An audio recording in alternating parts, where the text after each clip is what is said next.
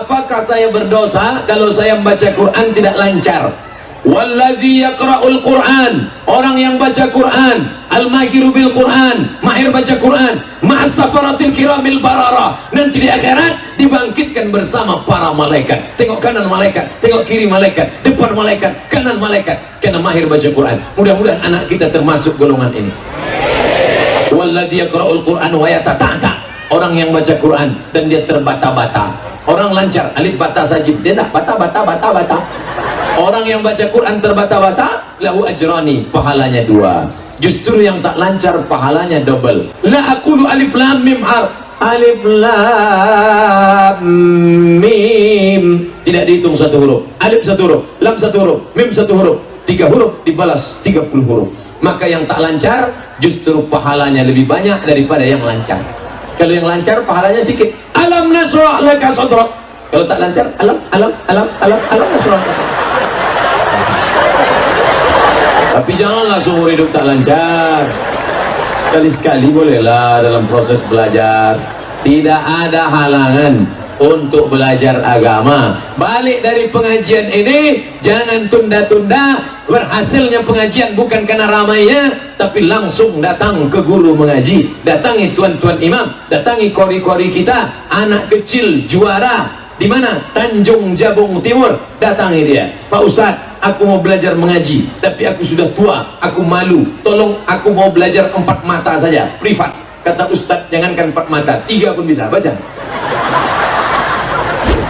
Apa hukumnya apabila mendaftar haji dengan meminjam uang bank? Riba. Bank syariah tak riba, maka bank syariah terserah. Bank syariah mandiri, bank syariah BRI syariah, atau bank syariah SIM BC apa? CMB Niaga syariah.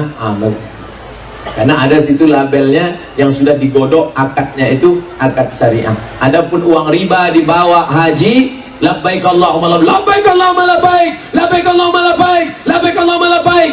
Apa kata malaikat? La labbaik wala sa'daik. Kau tak dapat haji mabrur, zaduka haram, karena kau berangkat dengan uang haram. Patutlah tak ada perubahan. Apa beda haji mabrur dengan tak mabrur? Setelah pulang ada perubahan. Alhamdulillah Pak Ustaz, itu dulu bapak tuh sebelum berangkat pelit, setelah balik rajin bersedekah. Berapa? 2000 perak.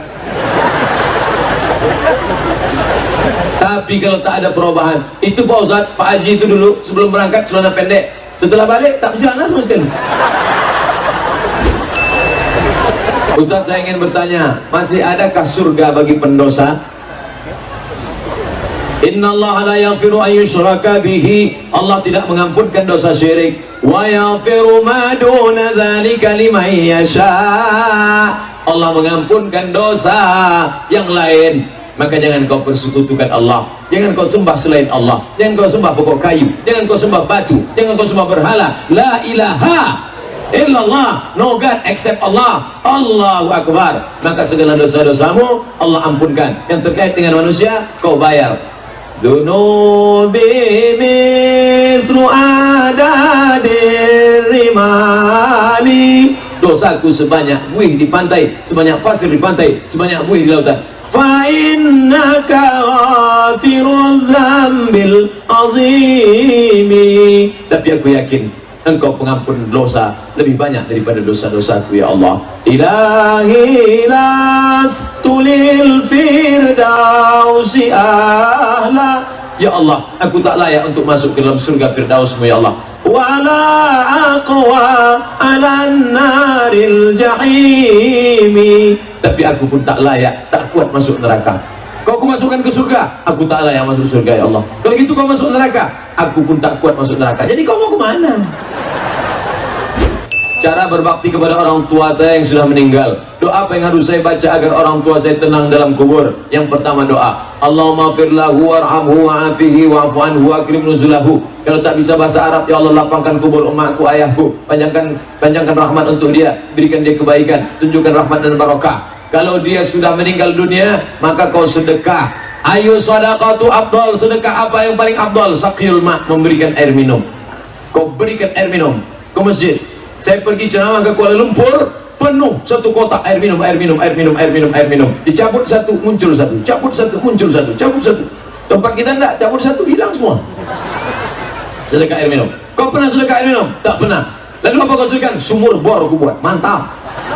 Wah, bangun masjid besar, hadiahkan untuk orang tua, pahala. Nanti raya-raya kurban, potongan satu kambing, kurban untuk orang tua, berbakti pada orang tua. Yang penting, aku tak ingin kau jadi pejabat hebat, aku tak ingin kau jadi orang kaya, tapi kau lupa agamamu nak. Yang ku inginkan kau berbakti, paling tidak kau panjatkan doa, Rabbighfirli wali walidayya warhamhuma kama rabbayani shaghira. Pas jam 6, 90 menit saya ceramah.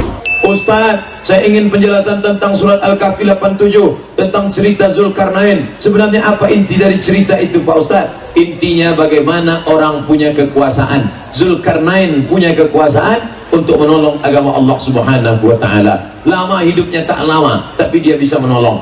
Makanya Nabi Muhammad punya kekuasaan. Kalau sudah kau punya kekuasaan, kau bisa melindungi. Ketika Nabi Muhammad berkuasa, jangankan non muslim, jangankan Yahudi, tidak ada pokok kayu yang boleh dipotong. Man qata'a sidratan, siapa yang motong pokok kayu karena iseng, tak ada kerjaan, pokok kayu yang bagus-bagus, tempat bernaung, dia potong, sawwaballahu ra'sahu finnar, disungkurkan Allah kepalanya dalam api neraka. Tak boleh.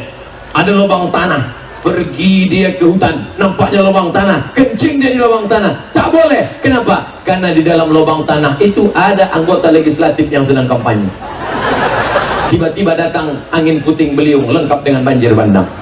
Bayangkan itu. Maka Islam Nabi Muhammad sudah mengajarkan. Nabi Sulaiman alaihissalam, ketika pasukan Sulaiman akan lewat berjalan, kata Sulaiman, stop, jangan berjalan. Kenapa Sulaiman?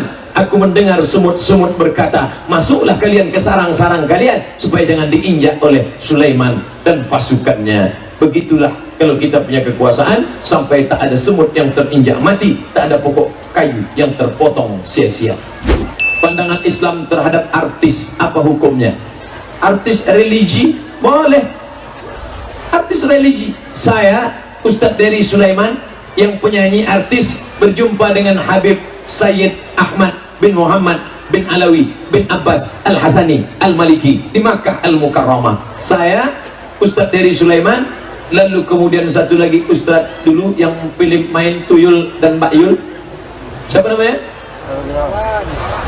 Lalu kemudian satu lagi Ustadz Ahmad Al-Habsyi. Maka kami jelaskan, ini Ustadz Dery Sulaiman penyanyi. Apa hukum nyanyi? Kata Sayyid Ahmad bin Muhammad bin Alawi bin Abbas Al-Hasani Al-Maliki, nyanyi boleh, tapi kau nyanyi yang mengajak umat kepada agama Allah. Coba nyanyikan satu nyanyi. Nyanyilah Ustadz Dery Sulaiman. Orang kaya mati, orang miskin mati, yatim mati, mati. Lalu saya yang terjemahkan, al-aghniya matu, wal-fuqara matu, wal-zu'ama matu. Ada tuh. Apa ini mati-mati aja nih? Nyanyilah lagu yang semangat-semangat katanya. Lalu kami tanya, bagaimana dengan artis? Artis kalau memerankan peran yang baik-baik tak apa-apa kata dia. Tapi jangan perankan yang tak baik, membuka aurat. Ini banyak artis-artis setelah pulang umrah, waktu di Makkah pakainya penuh full tutup. Setelah pulang dia buka. Pas ditanya, kenapa dibuka Mbak? Tuntutan skenario. Kita profesionalisme aja lah. Ada pendapat, apa pendapat Pak Ustadz tentang pejuang subuh? Mantap! Saya pertama kenal pejuang subuh di Tembilahan. Selesai ceramah, pergi saya ke tempat Ustadz Effendi LC, kakak kelas saya. Datang anak-anak muda pakai baju coklat, maju ke dalam. Ustadz, tolong buatkan video endorse. Endorse itu apa? Kasih motivasi kami. Wow, pemakaian jaket coklat, pejuang subuh. Tertulis, pejuang subuh. Pas zuhur tak datang. Apa lagi kalian? Zuhur kenapa kalian tak datang? Ustadz, kami zuhur ada yang ke kampus, ada yang ke sekolah, kami tetap sholat. Oh, itu maksudnya. Kenapa tak dibuatnya? Pejuang 5 waktu, duha, witir, tahajud, tahiyatul masjid. Banyak kali lah. Sholat yang paling berat adalah sholat subuh. Maka pejuang subuh maksudnya, sedangkan subuh saja dia datang, apalagi subuh. Jangan buat pejuang maghrib. Maghrib tak perlu diperjuangkan, tetap ramai. Apalagi pejuang Idul Fitri. Mantap pejuang subuh. Lanjutkan. Pejuang subuh Tanah Merah, mana dia? Berdiri pejuang subuh Tanah Merah. Tunjukkan jaket. Takbir. Selamat saya ucapkan kepada pejuang subuh Tanah Merah Kuala Eno Indragiri Hilir. Semoga tetap istiqomah sampai akhir hayat.